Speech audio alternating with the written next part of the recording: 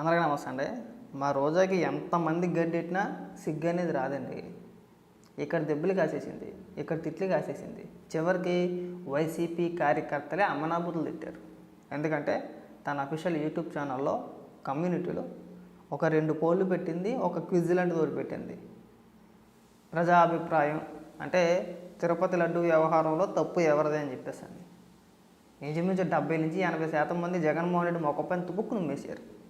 అయినా కానీ సిగ్గురాలా. ఆ దెబ్బతో ఏం జరిగింది? జగన్మోహన్ రెడ్డి తిట్టి తట్టుకుంటే తిట్టాడు. ఛానల్ డిలీట్ చేసుకొని చెన్నై వెళ్ళిపోయి మధురై మీనాక్షి అమ్మవారి టెంపుల్లో పూజలు చేసి అక్కడ ప్రెస్ మీట్ పెట్టి అక్కడ మాట్లాడుతూ మరి సేమ్ పాట. చంద్రబాబు నాయుడు గారు ఎన్టీఆర్ గారికి వెన్నుపోటు పొడిచాడు, ఈ ట్యాంకర్లన్నీ కూడా చంద్రబాబు నాయుడు గారి హయాంలోనే వచ్చినాయి అని మాట్లాడుతుంటే వెనకాతల నుంచి రోజాకి వ్యతిరేకంగా కొంతమంది వ్యక్తులు నినాదాలు చేసుకుంటూ డే నాయి నోరుముయి అని చెప్పేసి తిట్టుకుంటూ పోతున్నారు. నాయి అంటే కుక్క అని అర్థం మాట తమిళ్లో. మాట్లాడిన చాలే కుక్క నోరుముయి అని చెప్పేసి అని రోజాని తిట్టుకుంటూ వెళ్తూ ఒక వ్యక్తి అయితే చెప్పేసారు పోయేటి రోజా పైన. నేను ఆ వీడియో చూపిద్దాను ఇప్పుడు. అయితే తమిళ మీడియాకి సంబంధించింది కాబట్టి ఒకసారి చెప్తాను చూడండి ఆ వీడియో కూడా.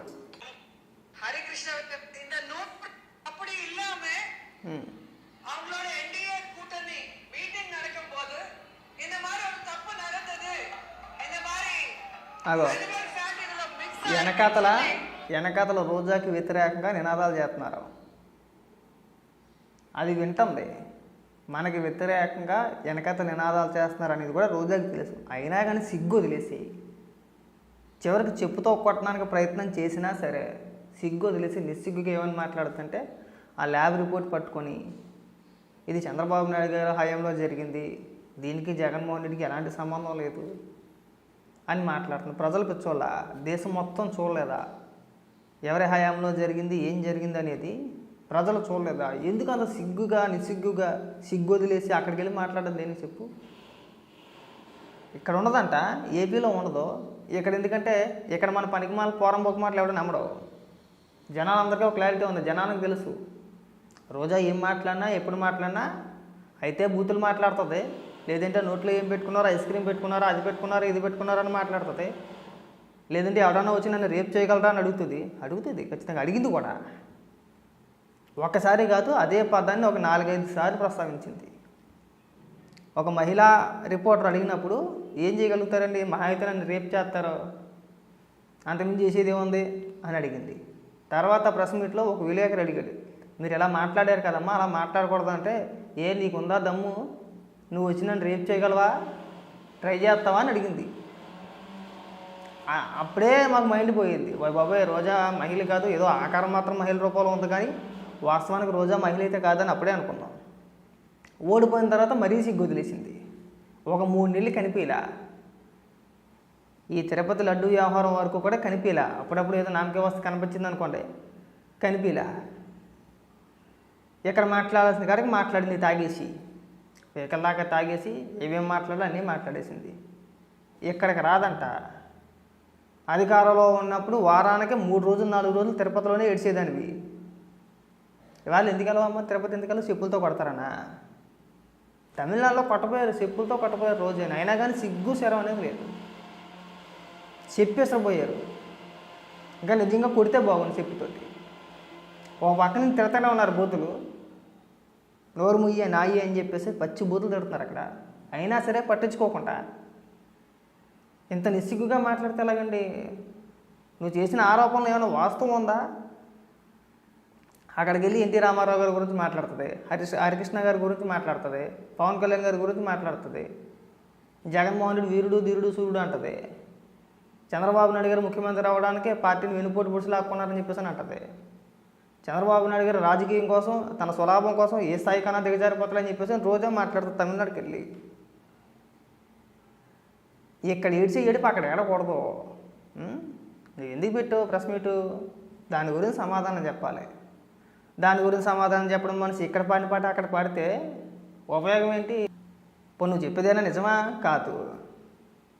ఇక్కడ చూపించు, తెలుగు వచ్చి ఇక్కడికి వచ్చి ఏపీకి వచ్చి ప్రెస్ మీట్ పెట్టి తెలుగు మీడియాని పిలిచి అక్కడ ఏదైతే సొల్లు చెప్పావో అదే సొల్లు ఇక్కడ చెప్పు, ఆ రిపోర్ట్లు పట్టుకొచ్చి ఇది చూసారా, ఇది ఏ డేట్లో వచ్చింది, చంద్రబాబు నాయుడు గారి హయాంలో వచ్చిందని మాట్లాడావు కదా, అక్కడ మాట్లాడావు కదా, ఇక్కడ మాట్లాడొచ్చి ఇక్కడ మాట్లాడదంట, ఇక్కడ మాట్లాడితే భయం కొట్టేస్తారేమో అని చెప్పేసి అక్కడే కొడుతుంది నిన్ను, నిజంగా అక్కడే కొట్టాల్సింది, నిన్ను చెప్పులతో కొట్టాల్సింది ఇలాంటి అబద్ధాలు ప్రచారం చేసినందుకు. అరే కొంచెమైనా సిగ్గు లేకపోతే ఎలాగండి? ఇక్కడ మాట్లాడితే ఇక్కడ పరుగు పోయింది, ఇక్కడ పరుగు పోయి చివరికి ఎలా కవర్ చేసిందంటే ఆ ఛానల్ నాది కాదు అంది. నాది కాదు అనే బదులు ఎవరో నా ఛానల్ హ్యాక్ చేశారని చెప్పుంటే ఇంకా గౌరవంగా ఉండేదేమో. నాది కాదని చెప్పి డిలీట్ చేసేసింది. నీది కాని ఛానల్లో నీ కుటుంబ సభ్యుల ఫోటోలు, మీ పెళ్లి ఫోటోలు, నీ పుట్టినరోజు ఫోటోలు, నీ మొగుడు పుట్టినరోజు ఫోటోలు, నీ కూతురు పుట్టినరోజు ఫోటోలు, నీ కొడుకు పుట్టినరోజు ఫోటోలు, మనం అన్న ఎక్కడికైనా వెళ్ళిపోతా దూడపిల్లల ఫోటోలు దిగిపోతాం కదా ఆ ఫోటోలు అన్నీ అందులోనే తగలాడతాయి. కానీ అది కాదంటది. నీది కానప్పుడు మీ పర్సనల్ ఫోటోలు, మీ పెళ్లి ఫోటోలు, మీ మొగుడు ఫోటోలు, నీ కూతురు, నీ కొడుకు ఫోటోలు ఆ యూట్యూబ్ ఛానల్ ఎందుకు ఉంటాయి? వాళ్ళ వీడియోలు అందరూ ఎందుకు ఉంటాయి? పైగా దాన్ని కవరింగ్ నాది కాదంటది. ఏ జమానాలో ఉన్నాం మనం అసలు? అరే ఇట్టా కొట్టి అట్ట వస్తాయి గూగుల్లో అన్నీ, ఇలా కొడితే అలా వస్తాయి గూగుల్లో. ఏది నీదో ఏది నీది కాదో తెలుసుకోలేనంత పెచ్చోళ్ళు కాదు జనం. ఇక్కడ మన ముఖం మీద కాంట్రీ చుమ్మేస్తారు తెలుగు 2 రాష్ట్రాల్లో కూడా, ఇన్క్లూడింగ్ మీ వైసీపీ కార్యకర్తలతో సహా. జనరల్గా రోజా యూట్యూబ్ ఛానల్ అంటే ఎవరు ఉంటారు? రోజాని అభిమానించే వ్యక్తులు ఉంటారు, వైసీపీ కార్యకర్తలు ఎక్కువ ఉంటారు, వాళ్ళే ఉంటారు. అలాంటి ఛానల్స్లో నువ్వు పెట్టిన 2 పోల్కి కూడా మెజారిటీ జగన్మోహన్ రెడ్డిదే తప్పు అని వేశారు కదా ఓటు. 70% పైగా జగన్మోహన్ రెడ్డి తప్పు చేశాడు, దీని వెనకాల జగన్మోహన్ రెడ్డి పాత్ర ఉందని చెప్పేసి అనగా చెప్పారు. చివరికి మళ్ళీ ఇంకొక మెట్టి దిగజారిపోయి ఏం పెట్టింది అనుకుంటున్నారు? క్విజ్ పెట్టింది. అక్కడ ఒక ప్రశ్న వేసి ఆన్సర్ కూడా ఈవిడే ఇచ్చేసింది. చంద్రబాబు నాయుడు గారిదే తప్పు అని చెప్పేసి ఆన్సర్ కూడా ఈవిడే ఇచ్చేసింది. అప్పుడు మొదలైంది రచ్చ. మామూలు డబ్బులు కాదు, వైసీపీ పార్టీ అధిష్టానం నుంచి మామూలు డబ్బులు కాదు. రోజాకి దెబ్బ కలిగి చెన్నై పారిపోయింది. రోజా అలిగిరిపోయింది. ఎవడు అవునన్నా కాదన్నా ఇది వాస్తవం, నీకెలా తెలుసు అంటే అన్నీ తెలుస్తాయి. ఎందుకు తెలియదు? జగన్మోహన్ రెడ్డికి తెలిసిపోయేటి అన్నీని. జగన్మోహన్ రెడ్డికి అన్నీ ఎలా తెలిసిపోతాయో అన్నీ మాకు తెలుస్తాయి. తెలియకుండా ఏముందో. అక్కడికి వెళ్ళి పాఠాలు చెప్తుంది, చెన్నైకి వెళ్ళి పాఠాలు చెప్తుంది. మర్యాదగా ఇక్కడికి వచ్చి ఆ ఏడిపోతే ఇక్కడ ఏడు తీసేసిన పరువు చాలు. నువ్వేం సుధపోసం ఏం కాదు. నీ గురించి మొత్తం ఇక్కడికంటే అక్కడే బాగా తెలుసు నీ చరిత్ర. మన చరిత్ర ఏపీలో కంటే తమిళనాడులోనే ఎక్కువ తెలుసు. అక్కడ చూసేస్తున్నారు మన ముఖాన్ని కాంట్రించి. మనం అక్కడికి వెళ్ళి ఎవరికి పాఠాలు చెప్పవసరం లేదండి. మన రాష్ట్రంలో మనం ఏడితే గొప్ప, ఇక్కడ ఏడితే గొప్ప. ఇంకెక్కడ అయిపోయింది, అక్కడికి వెళ్ళిపోయింది. అక్కడ కూడా కాంట్రీ చుమ్మేస్తే మళ్ళీ ఇంకా హైదరాబాదో లేదంటే ఏ ముంబయో ఎక్కడికో పోద్ది. ఇంకా ఈ బొంబాయి కౌరులు చెప్తానికి ఏం తక్కువ లేదు. నీ పాత్ర కూడా ఉంది ఇక్కడ. నీ పైన వచ్చిన ఆరోపణలకి ఇప్పటి వరకు కూడా నువ్వు ఒక్క సమాధానం చెప్పావా? అనేక ఆరోపణలు వస్తున్నాయి కదా నీ పైన. టికెట్లు అమ్ముకున్నావని కదా, అమ్ముకున్నావు. లేకపోతే వారానికి 4 రోజులు ఇక్కడే ఉండేదాన్ని కదా.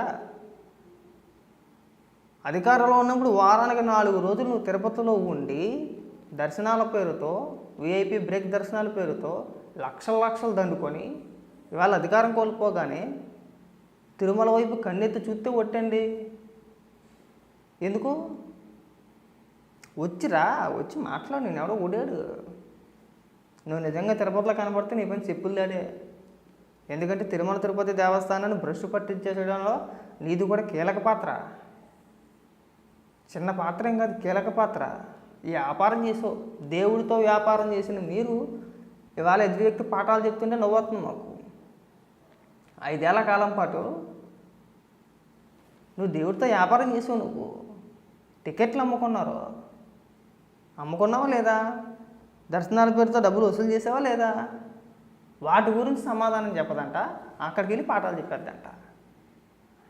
రోజా నువ్వు ఇలాంటి పిచ్చ మాటలు తమిళనాడు వెళ్ళి మాట్లాడొద్దు. ఇగో స్క్రోలింగ్ కూడా వేస్తున్నారు. అదే రోజాపై దాడికి ప్రయత్నించిన యువత, భక్తులు, రకరకాల కథనాలు వస్తూ ఉన్నాయి. తమిళ మీడియాలోనే ఎక్కడికి అదిలే. ఇక్కడ మా టీవీ 9లోని ఇందులో చూపుతున్నట్టున్నారు.